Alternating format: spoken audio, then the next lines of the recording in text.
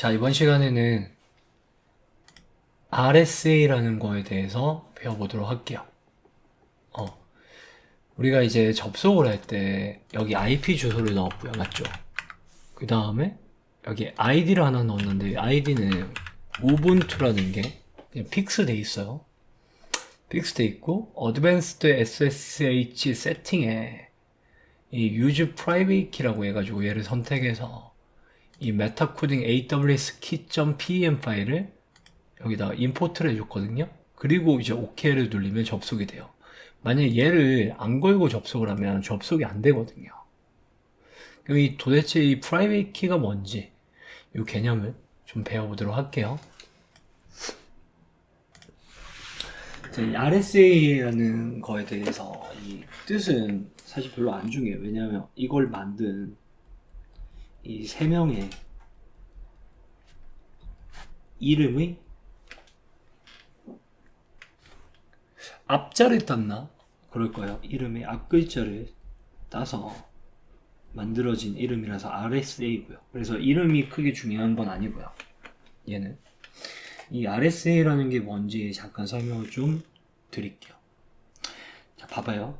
자, A와 B가 통신을 할 때 내가 안녕이라는 데이터를 그냥 보내게 되면요.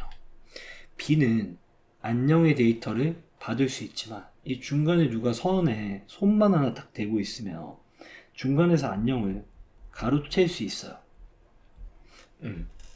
중간에 있는 C라는 애가 안녕이라는 데이터를 가로챌 수 있는데 일반적으로 그냥 안녕이라는 데이터는 상관이 없는데 만약에 이 데이터가 안녕이 아니라 뭐 비밀번호를 전송을 할 수도 있잖아요.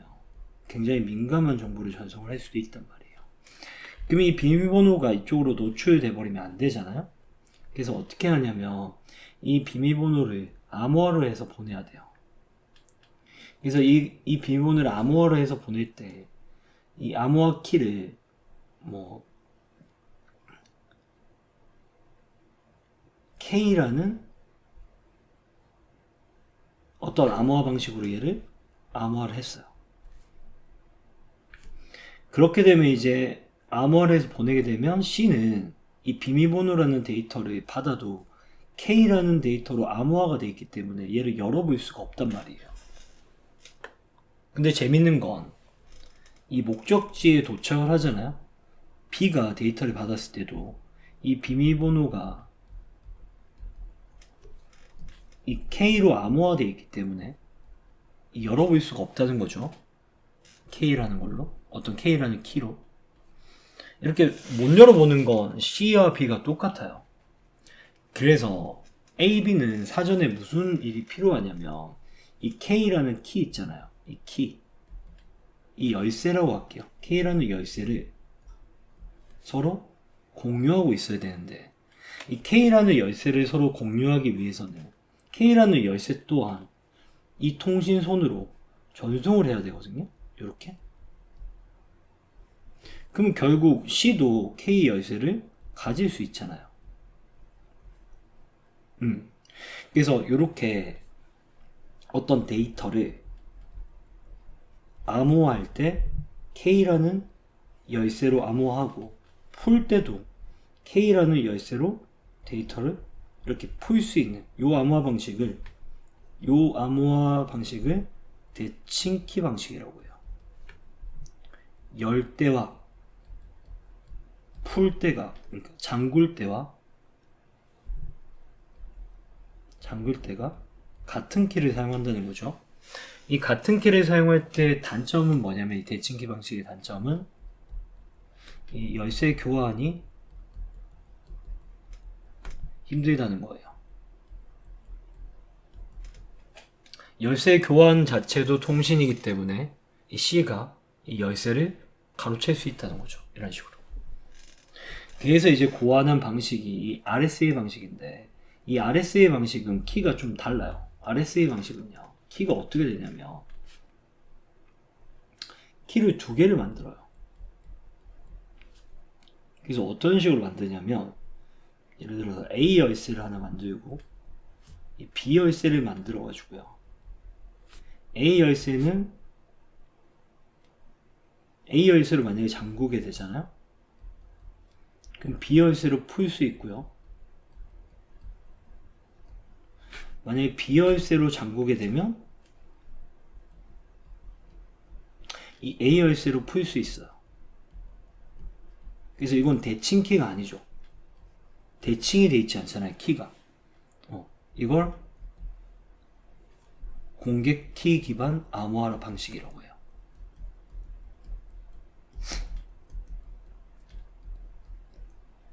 그 대표적인 알고리즘이 RSA입니다.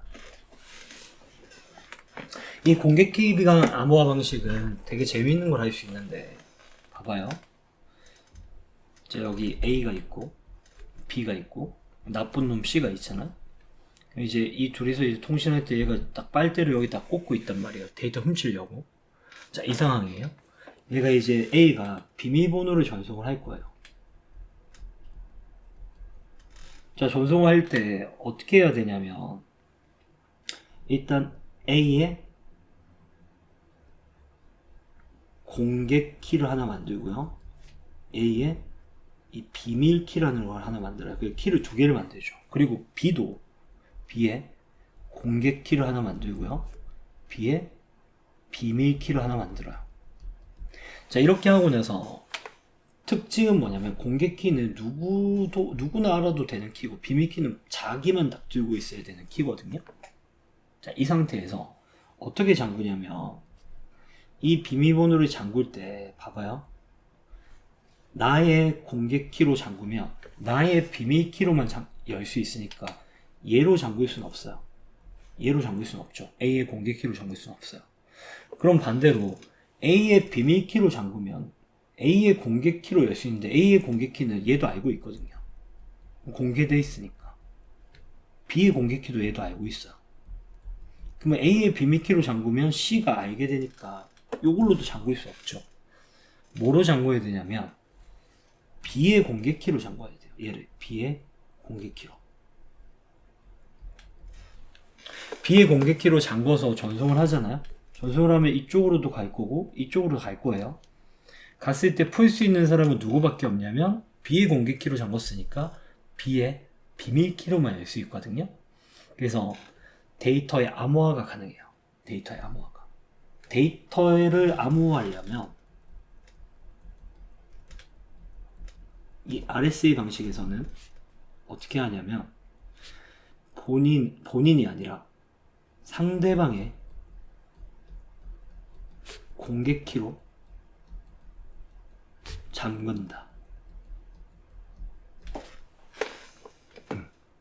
자, 상대방의 공개 키로 잠궈서 이렇게 전송을 하면 비밀번호가 잘 전송이 됩니다. 되셨나요? 자, 근데 봐봐요. 똑같은 상태에서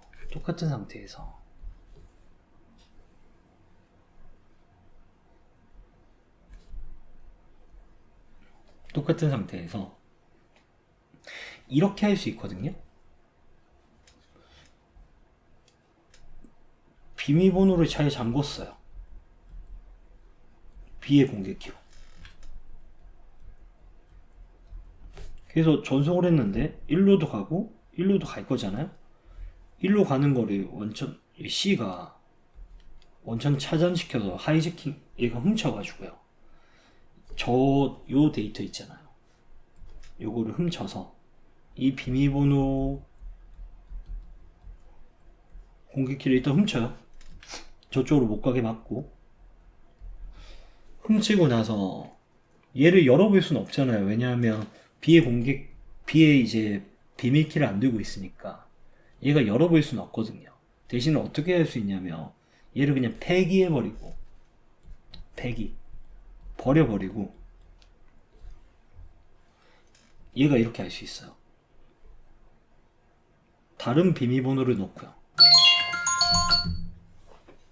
자, 죄송해요. 다른 비밀번호를 넣고 아무거나 그냥 넣는 거예요. 넣고 나서 다시 B의 공개키로 잠궈요. 그리고 이렇게 전송할 수 있겠죠, 얘한테. 그러면 이거 어떻게 될까요? B는 받아서 틀렸으니까 틀렸다는 응답을 하게 될 거예요. 너 틀렸어. 그러면 A 입장에서 황당하죠. 나 분명히 잘 보냈는데 왜 틀렸지? 그래서 다시 보냈는데 다시 보낼 때마다 C가 계속 훔쳐가지고 데이터를 이상하게 보낼 수 있겠죠. 이렇게 되면 황당하잖아요. 그래서 이게 뭐가 필요하냐면 데이터를 암호화하는 것도 필요하지만 누가 보냈는지도 중요하거든요. 데이터를 누가 보냈는지. 이것도 이제 RSA 방식에서 해결할 수 있어요. 이 데이터를 어떻게 하냐면 한 번 더 감싸서 뭐로 잠그냐면 A의 비밀키로 잠궈요. 그리고 이제 통신을 시작하면 누가 보냈는지까지 알 수 있습니다. 왜냐면 봐봐요. 이제 둘이서 이제 프로토콜을 만들어요. 어떻게 만드냐면 첫 번째 데이터 전송 시에 전송 방법. 그래서 프로토콜 첫 번째. 그리고 데이터 받는 방법.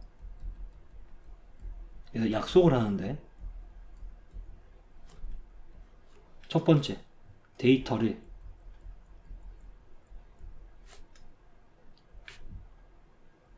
수신자의 공개키로 잠근다. 그럼 이제 암호화가 되거든요. B의 공개키로 잠근 거죠. 얘로. 자, 두 번째로 그 데이터를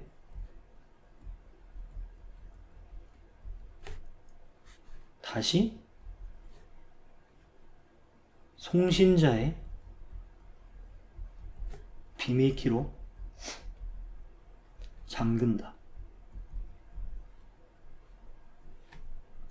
3번 송신한다.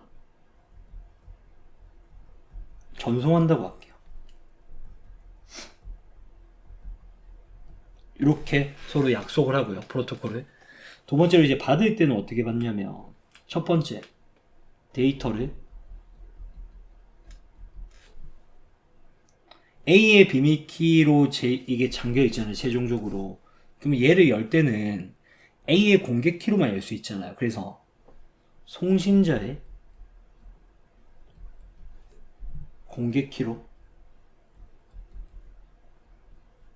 연다. 이게 열리면 2번 열리면 수신자의 개인키로 연다. 이렇게 프로토콜을 정해요.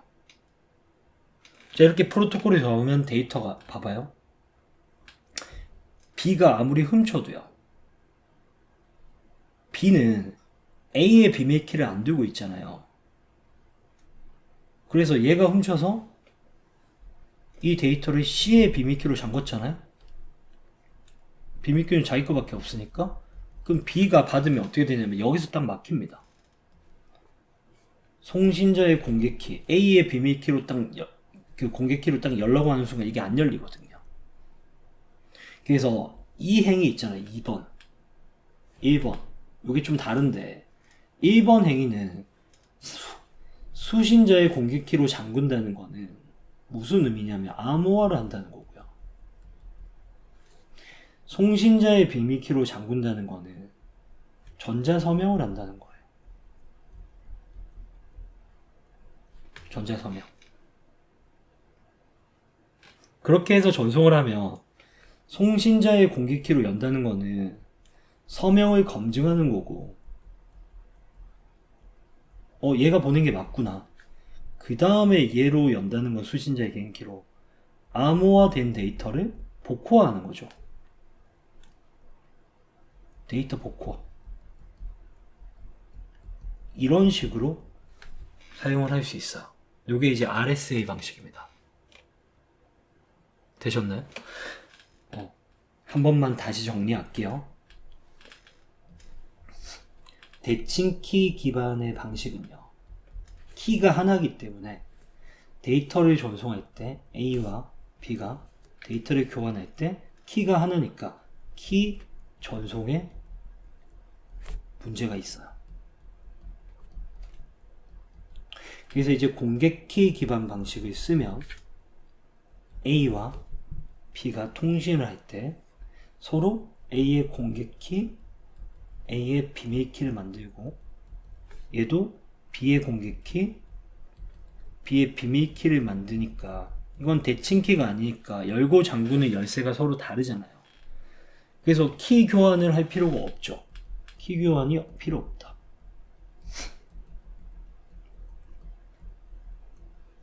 내가 어떤 데이터를 보낼 때 이런 데이터를 보내고 싶을 수가 있어요. A가 B한테. A는 K에게 1억을 송금했어. 자, 이 데이터는 암호화해야 될 필요는 없는 데이터거든요. 뭐냐면 그냥 A가 K에게 1억을 송금했다는 거죠. 그러면 이 글을 적을 수 있는 사람은 어떤 사람이 이 글을 적어야지만 신뢰를 할 수 있냐면 지금 손해보는 건 누구예요? A가 K에게 1억을 송금했다고 했을 때 이게 잘못된 정보라면 A죠. 그래서 A의 비밀키로 얘를 잠궈야 돼요. A의 비밀키로 데이터를 잠그면 누구나 열 수 있거든요. 누구나 열 수 있지만 분명한 건 뭐냐면 A의 공개 키로 열린다는 건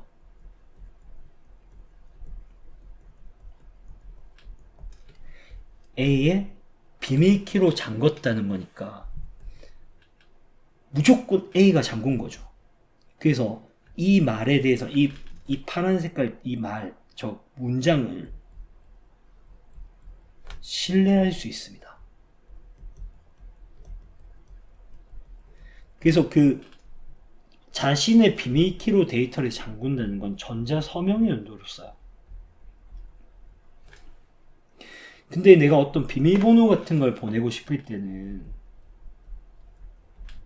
이거는 노출이 되면 안 되잖아요. 누구한테. 그래서 이거를 A가 B한테 전송할 때는 B의 공개 키로 잠궈야 돼요. 그래야지만 B만 볼 수 있어요. B의 비밀 키로 열 수 있으니까. 이거는 서명이 아니죠. 이거는 암호화죠. 그럼 우리 아까 전에 데이터 보낼 때 여기서 이런 식으로 데이터를 보낸 건 뭐냐면 어떤 데이터가 있을 때 이 데이터를 A가 B한테 보내려고 할 때요. 이게 A가 B한테 이제 전송을 하려고 할 때 이 데이터를 일단 B의 공개 키로 한번 잠그고요. 그럼 암호화가 됐죠. B만 열 수 있으니까. 그 다음에 얘를 한 번 더 잠궈요. A의 비밀키로. 이렇게 잠그게 되면 도착했을 때 우리가 이제 프로토콜을 알고 있기 때문에 여기서 프로토콜이 정해졌잖아요. 이렇게 데이터 전송 방법과 받는 방법. 프로토콜이 정해지게 되면 이 프로토콜에 따라서 일단은 뭐부터 하면 되냐면 A의 공개 키로 열어보는 거예요. 그 얘를 A의 공개 키로 그대로 한번 열어볼게요. 열리겠죠? 얘를 A의 공개 키로 풀면 되니까.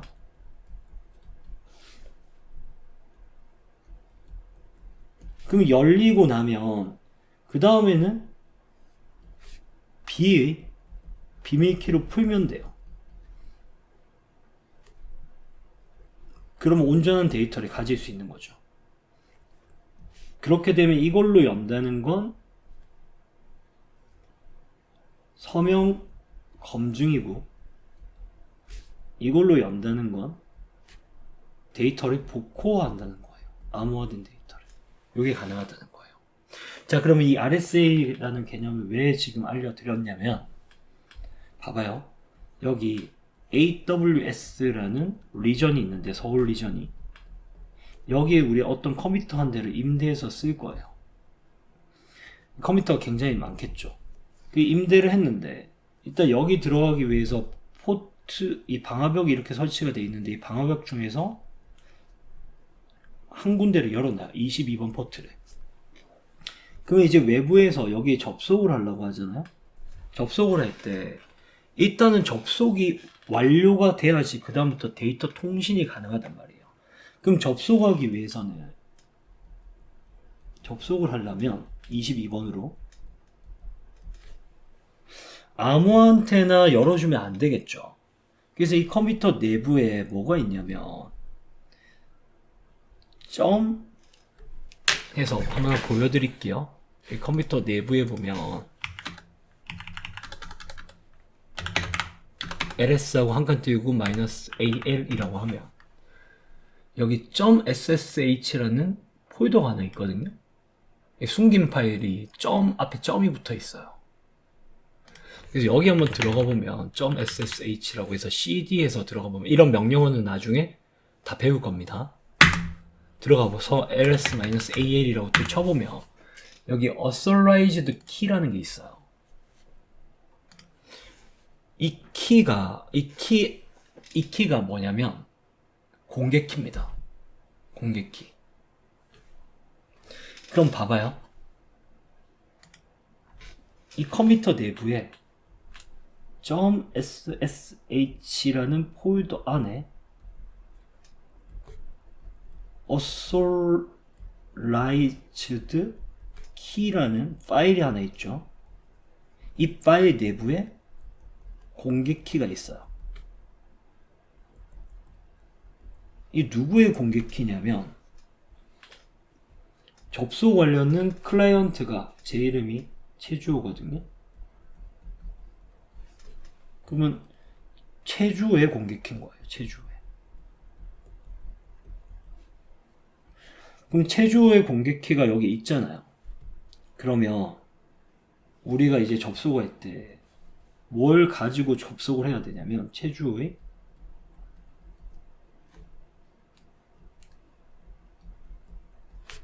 비밀키를 가지고 접속을 해야 돼요. 이 비밀키를 이제 프라이베이트 키라고 해요.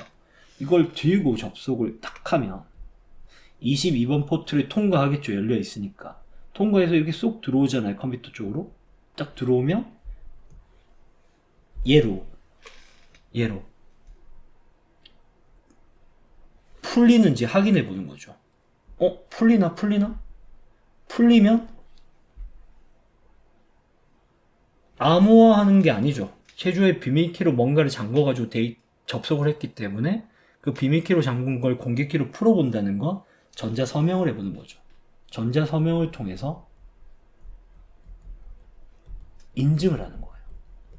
인증이 되고 나면 뭐가 만들어지냐면 양쪽으로 세션이 만들어져요. 세션 생성 완료. 세션이 만들어지고 나면 서로 무자비하게 통신할 수 있습니다. 그 다음부터는 어떤 그 공개키나 비밀키 이런 교환 없이 통신이 되는 거예요. 세션이 만들어진다는 건 개념이 이런 겁니다. 아파트에 어떤 친구가 이렇게 살고 있잖아요. 여기가 뭐 707호라고 할게요. 707호가 이렇게 있는데 여기 이제 친구 집이에요. 친구 집. 외부에서 누가 들어왔어요. 들어와가지고 똑똑한 거예요. 똑똑하니까 얘가 너 누구니? 라고 할 거잖아요. 나는 누구야? 그럼 너 얼굴 한번 보여줘. 얼굴도 보여주고 손도 한번 보여줘. 손도 보여주고 이런 걸 다 보여주고 우리 비밀도 하나 얘기해 볼게. 그래서 비밀도 서로만 알고 있는 비밀 있잖아요. 서로만의 비밀 이런 것도 서로 얘기를 하면 이 안에 있는 친구 입장에서는 얘가 내 친구가 맞구나 해서 문을 이렇게 열어주잖아요. 문을 개방해 줄 거거든요. 문을 딱 이렇게 열어주면 그 다음부터는 이 친구는 이 집에 마음대로 왔다 갔다 할 수 있거든요. 이렇게 문을 열어주는 이 행위를 세션이 열린다고 합니다. 생성됐다고 해요. 세션이 생성됐다는 건 이제 인증이 완료됐다는 거예요. 인증 완료. 되셨나요? 그래서 우리가 이거 접속을 할 때 여기 접속을 할 때 꼭 이 키를 프라이베이트 키를 들고 가셔야 돼요. 메타코딩 AWS 키. 자, 이번 시간 여기까지 하도록 할게요. 수고하셨습니다.